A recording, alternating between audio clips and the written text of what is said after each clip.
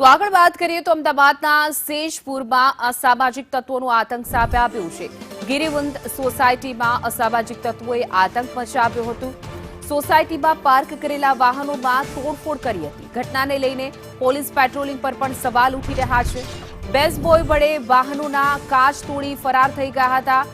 સમગ્ર વિસ્તારમાં ભયનો માહોલ છવાઈ ગયો છે। તો કેટલાક અસામાજિક તત્વોએ ગાડીના કાચ તોડ્યા છે। આવી અવારનવાર ઘટનાઓ બનતી હોય છે, તેમ છતાં પોલીસની કામગીરી પર સવાલ ચોક્કસથી ઉઠે। પોલીસના નાઇટ પેટ્રોલિંગ પર પણ સવાલ ઉઠી રહ્યા છે।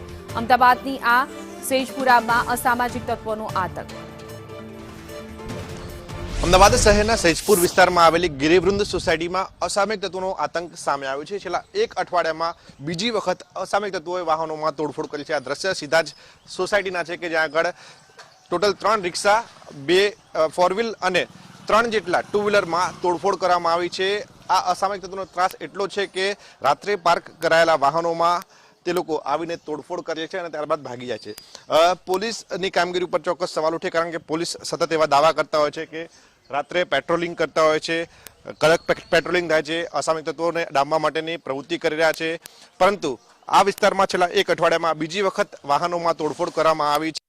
કોઈ પણ કારણ વિના જે વાહનો પાર્ક કરવામાં આવે છે સોસાયટીના સ્થાનિકો દ્વારા, તેમાં તોડફોડ કરવામાં આવી છે। જોઈ શકાય છે કે બેઝબોલની સ્ટીક વડે આ ગાડીમાં આવી છે અને સ્ટીક તૂટી જતા આ સ્ટીક આ અસામાજિક તત્વો અહીંયાથી ફરાર થયા છે। આ સમગ્ર ઘટના સીસીટીવીમાં પણ કેદ થઈ છે અને આ પ્રકારની જે ઘટનાઓ બની રહી છે તેને લઈને સ્થાનિકોમાં રોષ સ્થાનિકો છે તેમની સાથે સીધી વાત કરશું।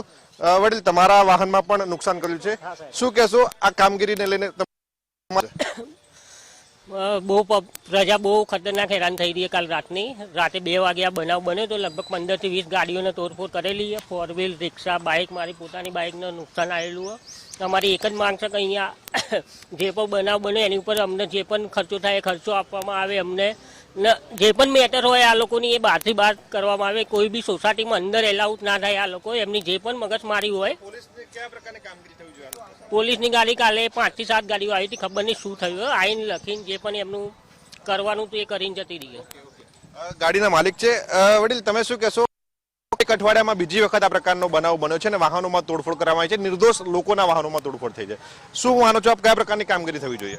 सर, इन पे सख्त से सख्त एक्शन होना चाहिए। एक्शन होना चाहिए इन पे। जिस तरह से आम जनता को ये लोग परेशान कर रहे हैं, उनको तकलीफ, इनके साथ भी वैसा ही होना चाहिए, वैसा ही सलूक होना चाहिए। इनके घरों को तोड़ना चाहिए, इनकी संपत्ति को क्रूक करना चाहिए और इनको सख्त से सख्त एक्शन होना चाहिए। અચ્છા, તમે શું કહેશો, કેટલો ડરનો માહોલ હતો ગઈકાલ રાત્રે જ્યારે આ બનાવ બન્યો અને એ લોકો કેવી રીતે શું લઈને આવ્યા હતા? લઈને શું લાવ્યા હતા એ તો ખ્યાલ નથી, પણ ડરનો માહોલ થઈ ગયો હતો। રાત્રે 3-4 વાગ્યા સુધી અહીંયા બધા પબ્લિક હતી।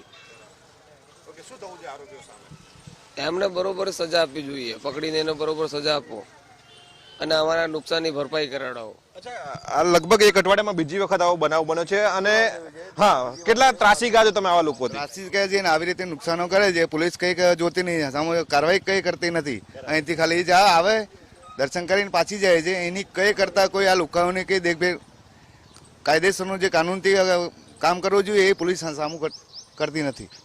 તો ગઈકાલ રાત્રે જ્યારે બનાવ બન્યો ત્યારબાદ પોલીસ પણ આવી હતી, પોલીસ તરફથી કયા પ્રકારનો પ્રતિભાવ હતો, શું તમને જવાબ મળ્યા? તમે જ્યારે કીધું કે સાહેબ આ લોકોનો ત્રાસ વધી ગયો છે, શું કહેતા હતા પોલીસ? हमने उनको ऐसा रजुआत किया सर, हम जाके वहाँ पे ऐसा बोला उनको कि सर यहाँ पर इतने सारे वायलेंस हो रहे हैं, इंसिडेंट हो रहे हैं, आप इस तरह की व्यवस्था हो रही है तो आपको कुछ करना चाहिए। तो वो हमको सामने से ऐसा कह रहे हैं कि आपको ये पूरा एरिया छोड़ देना चाहिए। तो हम यहाँ पे काफ़ी सालों से 20-25 सालों से रह रहे हैं, आज ये इतना सारा वायलेंस हो रहा है, उसके अलावा हम फिर कहाँ जाएँ? हम राजस्थान के प्रवासी मजदूर हैं, यहाँ पे काम कर रहे हैं, अपना रोजगार करते हैं, किसी से हमारा कोई लेना देना नहीं है, किसी से कोई हमारी माथाकूट नहीं है, फिर भी आम जनता को लोग परेशान कर रहे हैं। क्यों? तो हम या तो ये रास्ता छोड़ के चले जाएं या फिर गुजरात छोड़ के चले जाएं, तो कहाँ जाएं? अच्छा, पुलिस आपको यहाँ से एरिया छोड़ने के लिए बोली? हाँ, એટલે કહી શકાય કે કૃષ્ણનગર પોલીસ અસામાજિક તત્વોની સામે જાણે ઢીચણીએ પડી ગઈ તેમ સ્પષ્ટપણે લાગી રહ્યું છે। આવા અસામાજિક તત્વો સામે કડક કાર્યવાહી કરવાના બદલે જે ફરિયાદી છે, જેમના વાહનોમાં તોડફોડ કરી છે, તેવા ફરિયાદીને પોલીસ દ્વારા એવું કહેવામાં આવે છે કે તમે આ એરિયા છોડીને જતા રહો, ન કે આ અસામાજિક તત્વો સામે કડક કાર્યવાહી કરી રહ્યા છે। ત્યારે સવાલ એ થાય કે આવા લોકો સામે ક્યારે કડક કાર્યવાહી થશે? શા માટે પોલીસ આવા લોકો સામે કાર્યવાહી કરવાને બદલે ખચકી રહી છે? કેમેરા પર્સન મનીષ વાણિયા સાથે પ્રતીક જાદવ,